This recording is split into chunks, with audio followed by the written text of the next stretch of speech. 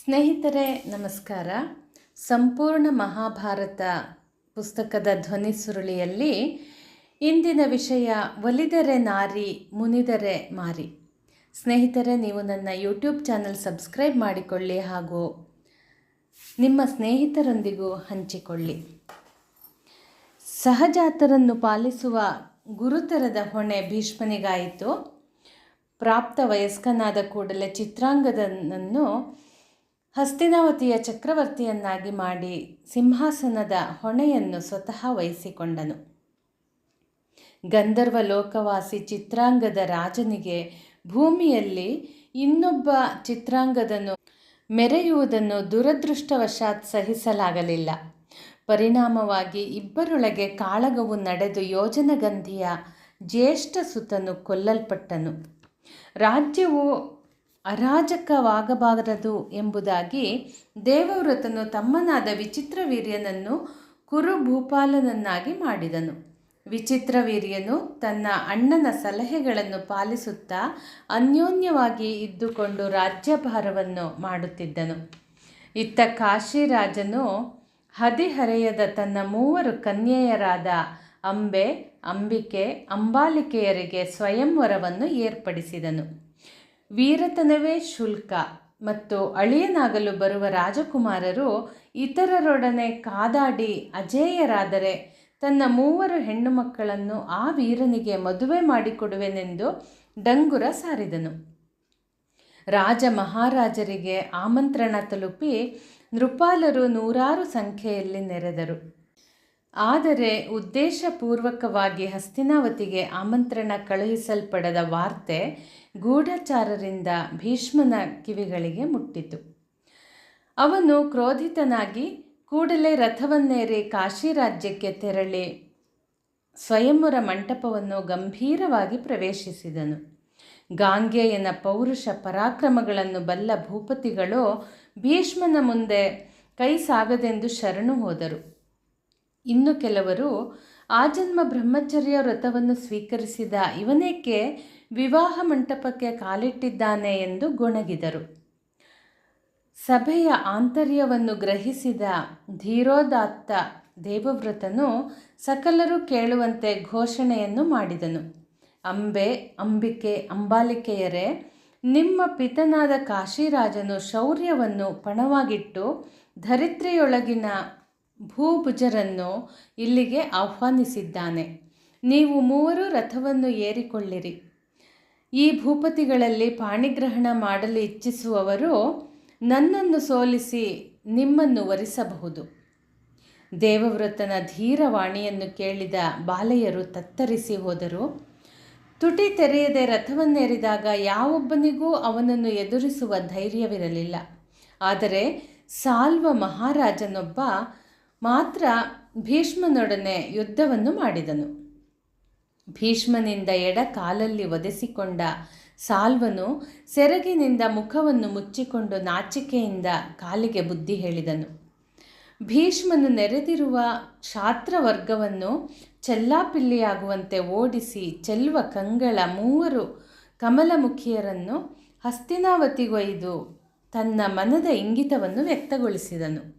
ಸರಸಿಜಾಕ್ಷಿಯರೇ, ರಥವನ್ನೇರಿಕೊಳ್ಳಿರಿ ಎಂದ ಕೂಡಲೇ ನೀವು 3 ಮದುವೆ ಮಂಟಪದಿಂದ ನನ್ನ ಜೊತೆಯಲ್ಲಿ ಬಂದಿರುವಿರಿ. ಈಗ ನನ್ನ ಅಭಿಪ್ರಾಯವನ್ನು ನಿಮ್ಮಲ್ಲಿ ವಿಸ್ತರಿಸುತ್ತೇನೆ. ತಂದೆಯವರ ಇಷ್ಟಾರ್ಥವನ್ನು ಈಡೇರಿಸುವುದಕ್ಕಾಗಿ ಆಜನ್ಮ ಬ್ರಹ್ಮಚರ್ಯ ವ್ರತದಲ್ಲಿದ್ದು ಧರಿತ್ರಿಯ ಸಕಲ ನಾರಿಯರನ್ನು ಮಾತೃ ಸಮಾನರಾಗಿ ಭಾವಿಸಿದ್ದೇನೆ.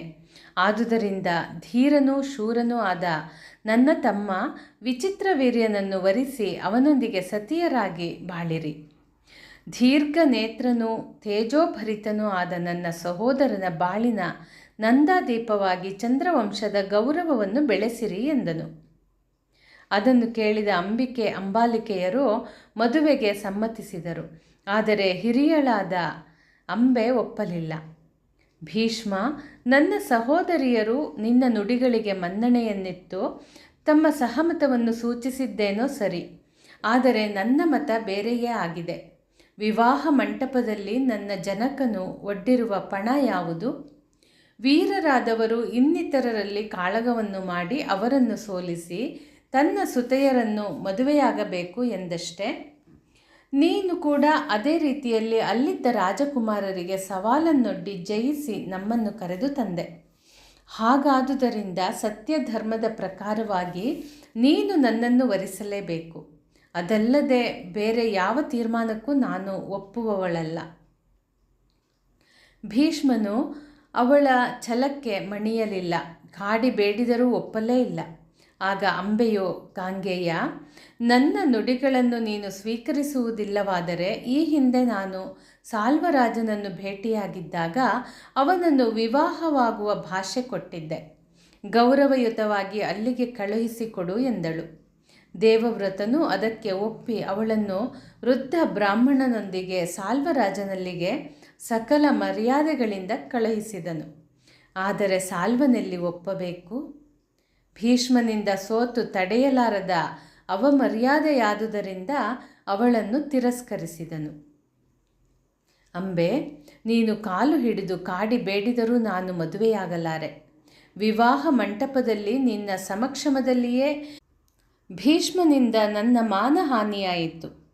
ಅವನು ನನ್ನ ಮುಂದಲೆಯನ್ನು ಹಿಡಿದು ಎಡ ಕಾಲಿನಿಂದ ತುಳಿಯುವಾಗಲೂ ನೀನು ಮೂಕ ಸಾಕ್ಷಿಯಾದೆ. ಅವನು ಒಲ್ಲೆನೆಂದು ಚೆಲ್ಲಿದ್ದನ್ನು ನಾನು ಪುನಃ ಹತ್ತಿರ ಮಾಡಿಕೊಳ್ಳಬೇಕೆ? ಇಲ್ಲಿಂದ ನಡೆ. ಹೋಗಲಿಲ್ಲವಾದರೆ ಕತ್ತಿಗೆ ಕೈ ಹಾಕಿ ಚಾರರಿಂದ ಹೊರೆದೂಡಿಸುತ್ತೇನೆ. ನನ್ನ ಆಯುಷ್ಯದ ಕೊನೆ ಘಳಿಗೆಯವರೆಗೂ ನಿನ್ನನ್ನು ಸರ್ವತಾ ಪಾಣಿಗ್ರಹಣ ಮಾಡಿಕೊಳ್ಳಲಾರೆ ಎಂದ. ಅಂಬೆಯ ಸ್ಥಿತಿ ಚಿಂತಾಜನಕವಾಯಿತು. ಅವಳನ್ನು ನಡು ನೀರಿನಲ್ಲಿ ಕೈಬಿಟ್ಟ ಹಾಗಾಯಿತು. ಪುನಃ ಹಸ್ತಿನಾವತಿಗೆ ಬಂದು ಭೀಷ್ಮನಲ್ಲಿ ಮೊರೆಯಿಟ್ಟಳು. ಸಾಲ್ವನು ತ್ಯಜಿಸಿದುದರಿಂದ ಆತನು ತನ್ನನ್ನು ವರಿಸಲೇಬೇಕೆಂದು ಹಠ ಹಿಡಿದಳು. ಅದು ಒಂದಷ್ಟು ಪ್ರಯೋಜನವಾಗಲಿಲ್ಲ. ಅವನ ಮೇಲೆ ಸೇಡನ್ನು ತೀರಿಸುವ ಛಲದಿಂದ ಗಾಂಗೆಯನ ಗುರುಗಳಾದ ಪರಶುರಾಮರಲ್ಲಿ ದೂರಿಟ್ಟಳು. ಅಬಲೆಯ ಆಕ್ರಂದನವನ್ನು ಕೇಳಿದ ಭಾರ್ಗವರಾಮರು ಭೀಷ್ಮನನ್ನು ಸಂಧಿಸಿದರು. ಭೀಷ್ಮ, ನನ್ನ ಆಪ್ತ ಶಿಷ್ಯನಾಗಿರುವ ನೀನು ಧರ್ಮಾಚರಣೆಯಲ್ಲಿ ತಪ್ಪಬಾರದಿತ್ತು. ಅಂಬೆಯನ್ನು ನಂಬಿಸಿ ಹಸ್ತಿನಾವತಿಗೆ ತಂದಿರುವೆಯಾದುದರಿಂದ ನೀನು ಅವಳನ್ನು ಅರ್ಧಾಂಗಿಯನ್ನಾಗಿ ಮಾಡಿಕೊಳ್ಳಲೇಬೇಕು. ಆಗ ಭೀಷ್ಮನು ಗುರುವಿನ ಪಾದ ಕಮಲಗಳಿಗೆ ಶಿರಬಾಗಿ ನಮಿಸಿ ಭಿನ್ನವಿಸಿಕೊಂಡನು. ಗುರುವರ್ಯ, ಪಿತೃಮಹಾಶಯರ ಪಾಣಿಗ್ರಹಣಕ್ಕಾಗಿ ನಾನು ಆಜನ್ಮ ಬ್ರಹ್ಮಚರ್ಯದ ಬಾಳುವೆಯನ್ನು ಆಚರಿಸುವುದಾಗಿ ಪ್ರತಿಜ್ಞೆ ಮಾಡಿಕೊಳ್ಳಬೇಕಾದ ಅನಿವಾರ್ಯ ಪರಿಸ್ಥಿತಿ ಒದಗಿತು. ಇದೀಗ ದೇವಾದಿ ದೇವತೆಗಳು ಅಥವಾ ಹರಿಹರ ಬ್ರಹ್ಮಾದಿಗಳು ಅಪ್ಪಣೆ ಕೊಡಿಸಿದರೂ ಸತಿಯನ್ನು ಒಲ್ಲೆನು. ಅದರಿಂದ ಕ್ರೋಧಿತರಾದ ಪರಶುರಾಮರು ಶರಮುಖೇನ ಭೀಷ್ಮನೊಂದಿಗೆ 21 ದಿವಸ ಎಡೆಬಿಡದೆ ಕಾಳಗ ನಡೆಸಿದರು. ಆದರೆ ಜಯಾಪಜಯದ ನಿರ್ಣಯವಾಗಲಿಲ್ಲ. ಈ ವೃಥಾ ಚಿಂತೆ ತನಗೆ ಏಕೆಂದು ಪರಶುರಾಮರು ನಿಜಾಶ್ರಮಕ್ಕೆ ತೆರಳಿದರು. ಅಂಬೆಯು ಕಂಬನಿದುಂಬಿ ಬಾಳು ನಿಸ್ಸಾರವೆಂದೆನಿಸಿ ಆತ್ಮಹತ್ಯೆಯ ಉಪಾಯವನ್ನು ನಿಶ್ಚಯ ಮಾಡಿದಳು. ಅಗ್ನಿಕುಂಡವನ್ನು ರಚಿಸಿ ಧಗಧಗಿಸುವ ಬೆಂಕಿಯ ರಾಶಿಗೆ 3 ಬಾರಿ ಪ್ರದಕ್ಷಿಣೆಗೈದಳು. ಭೀಷ್ಮ, ನಿನ್ನ ವ್ರತದ ಪಾಲನೆಗೋಸ್ಕರ ನನ್ನ ಬದುಕಿಗೆ ಹುಳಿ ಹಿಂಡಿದೆ.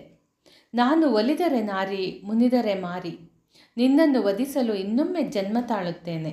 ನನ್ನಿಂದಲೇ ನಿನಗೆ ಮರಣ ಶತಸಿದ್ಧ. ಈ ಘೋರ ಪ್ರತಿಜ್ಞೆಯನ್ನು ಸದಾ ನೆನಪಿನಲ್ಲಿಟ್ಟುಕೋ. ಹೀಗೆ ಆರ್ಭಟಿಸಿ ತನ್ನ ಪ್ರಾಣವನ್ನು ದಗದಗನೆ ಉರಿಯುವ ಅಗ್ನಿಗೆ ಅರ್ಪಿಸಿದಳು. ಮುಂದಿನ ವಿಷಯ, ವಂಶವೃಕ್ಷ ಚಿಗುರಿತು, ಧೃತರಾಷ್ಟ್ರ, ಪಾಂಡು, ವಿದುರ ಜನನ. ವಿಚಿತ್ರವೀರ್ಯನು ಅಂಬಾಲಿಕೆಯರನ್ನು ಪಾಣಿಗ್ರಹಣ ಮಾಡಿಕೊಂಡು ನೆಮ್ಮದಿಯಿಂದ ರಾಜ್ಯವಾಳಿದನು. ಆತನ ಬೆಂಗಾವಲಿಗೆ ಮತ್ತು ಸಿಂಹಾಸನದ ರಕ್ಷಣೆಗೆ ಸ್ವತಃ ಕಡುಗಲಿ ಭೀಷ್ಮನೇ ಕಟಿಬದ್ಧನಾದನು. ಅಷ್ಟದಿಕ್ಕುಗಳಲ್ಲಿ ವಿಚಿತ್ರವೀರ್ಯನ ಕೀರ್ತಿ ಹರಡಿದರೂ ದೈವೇಚ್ಛೆ ಬೇರೆಯಾಯಿತು. ಯಾವ ದುರಾಭಿಲಾಷೆಯಿಂದ ಅಂಬಿಗರೊಡೆಯನು ತನ್ನ ವಂಶ ಕುಡಿಗಳು ಚಂದ್ರವಂಶದ ರಾಜರಾಗಲು ಆಶಿಸಿದ್ದನೋ ಅದು ಕೈಗೂಡಲಿಲ್ಲ. ಹಲವು ವರ್ಷಗಳ ಸಂದ ಮೇಲೆ ವಿಚಿತ್ರವೀರ್ಯನು ಸಂತಾನವಿಲ್ಲದೆ ಸ್ವರ್ಗಸ್ಥನಾದನು. ಸತ್ಯವತಿಯ ಬಾಳಿನ ಬಯಕೆಯ ಮೊಳಕೆ ಒಡೆಯಲೇ ಇಲ್ಲ. ಬಾಡಿದ ವಂಶವೃಕ್ಷವನ್ನು ಚಿಗುರಿಸುವುದಕ್ಕಾಗಿ ದುಃಖಿತಳಾದ ಆ ತಾಯಿ ಭೀಷ್ಮನನ್ನು ಕರೆಸಿದಳು. ಮಗನೇ, ನಿನ್ನ ತಂದೆಗೆ ಕೊಟ್ಟ ವಚನದಂತೆ ಸಹಜಾತರನ್ನು ಪಾಲಿಸಿ ಸಿಂಹಾಸನದ ರಕ್ಷಣೆಯನ್ನು ಮಾಡಿದೆ. ಎಂತಹ ಆದರ್ಶ!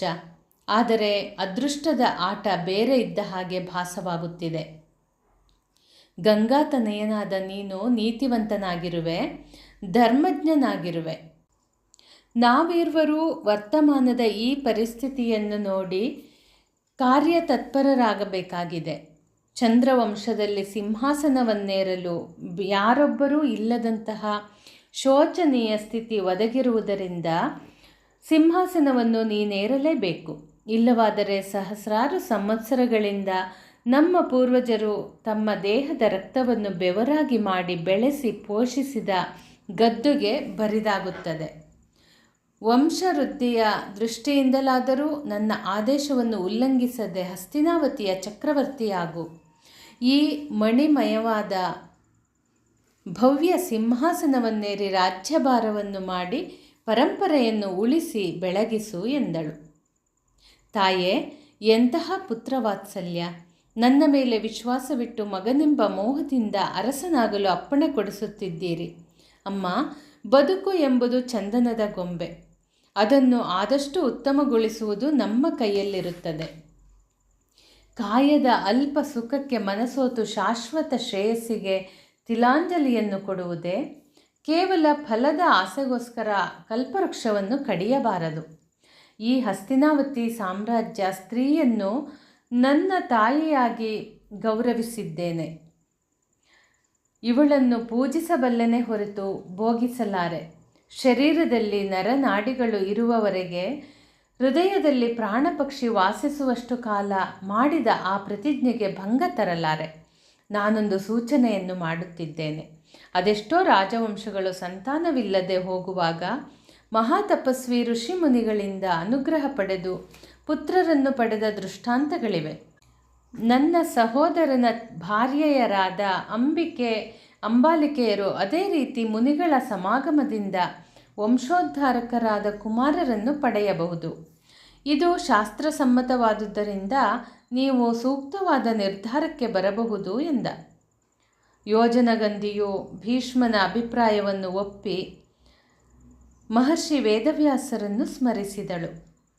ಆ ಕೂಡಲೇ ಮೇಘಶ್ಯಾಮನಾದ ಕಂಜನಾಭನ ಮೂರ್ತಿಯಂತಿದ್ದ ಕೃಷ್ಣ ದ್ವೈಪಾಯನರು ಪ್ರತ್ಯಕ್ಷರಾಗಿ, ಅಮ್ಮ, ಏಕೆ ಕರೆಸಿದೆ ಎಂದು ಕೇಳಿದರು. ಮಗನೇ, ಚಿತ್ರಾಂಗದ ವಿಚಿತ್ರವೀರ್ಯರು ಸಂತಾನವಿಲ್ಲದೆ ಇಹಲೋಕವನ್ನು ತ್ಯಜಿಸಿದರು. ಬ್ರಹ್ಮಚರ್ಯ ವ್ರತಾನುಷ್ಠಾನ ನಿರತರಾದ ಭೀಷ್ಮನು ಚಕ್ರವರ್ತಿಯಾಗಲು ಸಮ್ಮತಿಯನ್ನೀಯುವುದಿಲ್ಲ. ಮಾತೃವಂಶದ ಸಂಬಂಧ ಪ್ರಕಾರ ನೀನು ಚಿತ್ರಾಂಗದ ವಿಚಿತ್ರವೀರ್ಯರಿಗೆ ಅಣ್ಣನಾಗಿರುವೆ. ಧರ್ಮಸಮ್ಮತವಾದ ನುಡಿಗಳನ್ನು ಉಚ್ಚರಿಸುತ್ತಿದ್ದೇನೆ. ಅಂಬಿಕೆ, ಅಂಬಾಲಿಕೆಯರಿಗೆ ಪುತ್ರ ಸಂತಾನವಾಗುವಂತೆ ನೀನು ಅನುಗ್ರಹಿಸಬೇಕು ಎಂದರು. ಮಹಾಮುನಿಗಳು ಮುಗುಳ್ನಕ್ಕರು. ಲೋಕ ವ್ಯವಹಾರವನ್ನು ತ್ಯಜಿಸಿ ಆಧ್ಯಾತ್ಮದ ಚಿಂತನೆಯಲ್ಲಿರುವ ಋಷಿಗಳು ತನ್ನಿಂದಾಗುವ ಅನುಗ್ರಹವನ್ನು ಮಾಡಲು ಅಪೇಕ್ಷಿಸಿದರು. ಆಗಲಿ ಅಮ್ಮ, ನಿನ್ನ ಆಜ್ಞೆಯನ್ನು ಪಾಲಿಸುತ್ತೇನೆ. ಅಂಬಿಕೆ, ಅಂಬಾಲಿಕೆಯರು 1 ವರ್ಷ ವ್ರತಾಚರಣೆಯನ್ನು ಮಾಡಲಿ. ಆನಂತರ ನಾನು ಆಗಮಿಸಿ ಅವರನ್ನು ಸೇರಿಕೊಳ್ಳುತ್ತೇನೆ ಎಂದರು. ಆದರೆ ಅದು ಸತ್ಯವತಿಗೆ ಒಪ್ಪಿಗೆಯಾಗಲಿಲ್ಲ. 1 ಸಂವತ್ಸರ ಕಾಯುವುದು ಸಾಧ್ಯವಾಗದು ಎನ್ನುವ ಅಭಿಪ್ರಾಯವನ್ನು ವ್ಯಕ್ತಪಡಿಸಿದಳು. ಇರಲಿ, ಇಂದು ರಾತ್ರಿ ಅಂಬಿಕೆಯನ್ನು ನನ್ನ ಬಳಿ ಕಳುಹಿಸು ಎಂದರು. ಸತ್ಯವತಿಯು ಅಂಬಿಕೆ, ಅಂಬಾಲಿಕೆಯರನ್ನು ಕರೆದು ಧರ್ಮಶಾಸ್ತ್ರವನ್ನು ವಿವರಿಸಿ ಸೊಸೆಯಂದಿರನ್ನು ಒಪ್ಪಿಸಿದಳು. ಕತ್ತಲೆಯಾಗುತ್ತಾ ಬಂತು. ಋಷಿಗಳ ಆಗಮನವನ್ನು ನಿರೀಕ್ಷಿಸುತ್ತಾ ಸಜ್ಜಾಗೃಹದಲ್ಲಿ ರಾಣಿ ಇದ್ದಳು. ರಾತ್ರಿ ಹೊತ್ತಿಗೆ ಶ್ರೀ ವೇದವ್ಯಾಸರು ಪ್ರತ್ಯಕ್ಷರಾದರು. ಕಪ್ಪು ಬಣ್ಣ, ವಲ್ಕಲ, ಜಟೆ, ಕಮಂಡಲ, ಕಾವಿ ಬಟ್ಟೆಯಲ್ಲಿದ್ದ ಮುನಿಪುಂಗವರನ್ನು ದಿಟ್ಟಿಸಿ ಹೆದರಿ ರಾಣಿ ಅಂಬಿಕೆ ಕಣ್ಣು ಮುಚ್ಚಿಕೊಂಡಳು. ನೇತ್ರಗಳು ಮುಚ್ಚಿದುದರಿಂದ ಕುರುಡ ಮಗನೋರ್ವನು ಹುಟ್ಟಲು ಕಾರಣವಾಯಿತು. ಆ ವಾರ್ತೆಯಿಂದ ಸತ್ಯವತಿಗೆ ಆನಂದವಾಗಲಿಲ್ಲ. ಋಷಿವರ್ಯರ ಸಮಾಗಮದಿಂದಾಗಿ ಧೀರನೂ ಶೂರನೂ ಆದ ಕುರುಡ ರಾಜಕುಮಾರ ಆವಿರ್ಭವಿಸಿದನು. ವೇದವ್ಯಾಸರಿಂದ ಕಿರಿಯ ಸೊಸೆಯಾದ ಅಂಬಾಲಿಕೆಯು ಮಕ್ಕಳನ್ನು ಪಡೆಯುವಂತೆ ಸತ್ಯವತಿಯು ಆದೇಶಿಸಿದಳು. ತಾಯಿಯ ಅಪೇಕ್ಷೆಯಂತೆ ಮರುದಿನ ರಾತ್ರಿ ಮಹರ್ಷಿಗಳು ಪ್ರತ್ಯಕ್ಷರಾದರು. ತೇಜೋಭರಿತ ಮುನಿಶ್ರೇಷ್ಠರನ್ನು ನೋಡಿ ಅಂಬಾಲಿಕೆಯು ಅಂಜಿ ಮೈ ಬಿಳುಪೇರಿ ಬೆವರಿದಳು. ಮಹರ್ಷಿಗಳು ಬಿಳುಪು ಬಣ್ಣದ ಪುತ್ರನು ಜನಿಸಿ ರಾಜಗದ್ದುಗೆಯನ್ನು ಏರಿ ಕೀರ್ತಿಶಾಲಿಯಾಗುವನು ಎಂದು ಸತ್ಯವತಿಗೆ ಅರುಹಿ ಅಂತರ್ಧಾನರಾದರು. ನವಮಾಸಗಳು ತುಂಬಿದ ತರುವಾಯ ಅಂಬಾಲಿಕೆಯು ಕುಮಾರನನ್ನು ಪ್ರಸವಿಸಿದಳು. ಆ ಪುತ್ರನಿಗೆ ಪಾಂಡುವೆಂದು ನಾಮಕರಣ ಮಾಡಿದರು. ಸತ್ಯವತಿಗೆ ಇನ್ನೋರ್ವ ಸುಂದರನಾದ ದೋಷರಹಿತನಾದ ಮಗುವನ್ನು ಋಷಿಗಳಿಂದ ಪಡೆಯುವ ಆಸೆ ಬಲವತ್ತರವಾಯಿತು. ಅಂಬಿಕೆಯನ್ನು ಇನ್ನೊಮ್ಮೆ ಪ್ರೋತ್ಸಾಹಿಸಿದರೂ ಅವಳು ಧೈರ್ಯ ಪಡಲಿಲ್ಲ. ಅವಳು ಸಂಕೋಚದಿಂದಾಗಿ ಏನನ್ನೂ ಅತ್ತೆಯಲ್ಲಿ ಹೇಳದೆ ತನ್ನ ಪರಿಚಾರಿಕೆಯೊಬ್ಬಳನ್ನು ವೇದವ್ಯಾಸರಲ್ಲಿಗೆ ಕಳುಹಿಸಿದಳು. ಆ ಪರಿಚಾರಿಕೆ ಮಾತ್ರ ಏನೂ ಹೆದರಿಕೊಳ್ಳದೆ ಮುಗುಳ್ನಗೆಯಿಂದ ಮಹಾಮುನಿಗಳನ್ನು ಸ್ವಾಗತಿಸಿ ಭಯಭಕ್ತಿಯಿಂದ ನಮಿಸಿದಳು. ಮುನಿಪುಂಗವರ ಕೃಪೆಯಿಂದ ಸುಂದರನೂ ಮೇಧಾವಿಯೂ ಆತ್ಮಜ್ಞಾನಿಯೂ ಸದ್ಗುಣವಂತನೂ ಹರಿಭಕ್ತನೂ ಆದ ಅರ್ಭಕನನ್ನು ಪಡೆದಳು. ಹೀಗೆ ಋಷಿಗಳ ಸಮಾಗಮದಿಂದ ಅಂಬಿಕೆಯಲ್ಲಿ ಧೃತರಾಷ್ಟ್ರ, ಅಂಬಾಲಿಕೆಯಲ್ಲಿ ಪಾಂಡು ಮತ್ತು ಪರಿಚಾರಿಕೆಯಲ್ಲಿ ವಿದುರನೆಂಬ ಕುಮಾರನು ಜನಿಸಿ ಶುಕ್ಲ ಪಕ್ಷದ ಚಂದ್ರನಂತೆ ಬೆಳೆದರು. ಆ ಮೂವರು ಸಹೋದರರು ಪ್ರವರ್ಧಮಾನರಾಗುತ್ತಿದ್ದಂತೆಯೇ ಕುರು ಸಾಮ್ರಾಜ್ಯದ ರಾಜಧಾನಿಯಾದ ಹಸ್ತಿನಾವತಿ ಭೀಷ್ಮನ ನೇತೃತ್ವದಲ್ಲಿ ವಿಪುಲವಾಗಿ ವೃದ್ಧಿಯಾಯಿತು. ವರ್ಣಾಶ್ರಮವನ್ನು ಪಾಲಿಸುತ್ತಾ ಪ್ರಜಾಜನರು ಒಬ್ಬರಿಗೊಬ್ಬರು ಅನ್ಯೋನ್ಯವಾಗಿ ಸಹಕರಿಸಿದರು. ಸಕಾಲದಲ್ಲಿ ಮಳೆ ಸುರಿದು ವೃಕ್ಷಗಳು ಫಲಭರಿತವಾಗಿ ನದಿಗಳು ತುಂಬಿ ಹರಿದವು. ಅತಿವೃಷ್ಟಿ ಅನಾವೃಷ್ಟಿಯ ಸುಳಿವು ಇರಲಿಲ್ಲ. ದೇಶದ ಜನರು ಧನಧಾನ್ಯ ಸಂಪನ್ನರಾಗಿದ್ದರು ಮತ್ತು ಹೃದಯ ಶ್ರೀಮಂತಿಕೆ ಅವರಲ್ಲಿ ತುಂಬಿ ತುಳುಕಾಡುತ್ತಿತ್ತು. ಹಾಲು ಜೇನಿನ ಹೊಳೆ ಹರಿದು ಗಿಡ ಮರ ಬಳ್ಳಿ ಫಲ ಪುಷ್ಪಗಳಿಂದ ನಾಡು ಕಂಗೊಳಿಸಿತು. ಕ್ಷಾಮವೆಂಬುದೇ ಇರಲಿಲ್ಲ. ತ್ಯಾಗಮೂರ್ತಿ ಭೀಷ್ಮನು ರಾಜನ ಪ್ರತಿನಿಧಿಯಾಗಿದ್ದು ಪ್ರಜಾಜನರು ಸುಕ್ಷೇಮವಾಗಿ ಇರುವಂತೆ ರಾಷ್ಟ್ರದ ಆಡಳಿತದ ಮೇಲ್ವಿಚಾರಣೆಯನ್ನು ನೋಡಿಕೊಂಡನು. ಈ ಬಾಲಕರು ಶಸ್ತ್ರ ಮತ್ತು ಶಾಸ್ತ್ರ ಪಾರಂಗತರಾಗಿ ಅಶ್ವವಿದ್ಯೆಯಲ್ಲಿ ನಿಪುಣರಾದರು. ಭುಜಬಲದಲ್ಲಿಯೂ ಸಮರ್ಥರಾದರು. ತಾರುಣ್ಯ ಪ್ರಾಪ್ತವಾಗುತ್ತಿದ್ದಂತೆಯೇ ಗಾಂಧಾರ ದೇಶದ ಅಧಿಪತಿ ಸುಬಲರಾಜನ ಪುತ್ರಿಯಾದ ಗಾಂಧಾರಿಯನ್ನು ಧೃತರಾಷ್ಟ್ರನಿಗೆ ಕೊಟ್ಟು ವಿವಾಹ ಮಾಡಿದರು. ಪತಿಯು ಅಂಧನಾಗಿರುವುದರಿಂದ ಅವನಿಗಿಲ್ಲದ ದೃಷ್ಟಿಭಾಗ್ಯ ತನಗೇಕೆಂದು ಗಾಂಧಾರಿಯು ನೇತ್ರಗಳಿಗೆ ಸದಾ ಬಟ್ಟೆ ಕಟ್ಟಿಕೊಂಡು ಕಣ್ಣಿದ್ದು ಕುರುಡಿಯಾಗಿರುವ ವ್ರತ ತೊಟ್ಟಳು.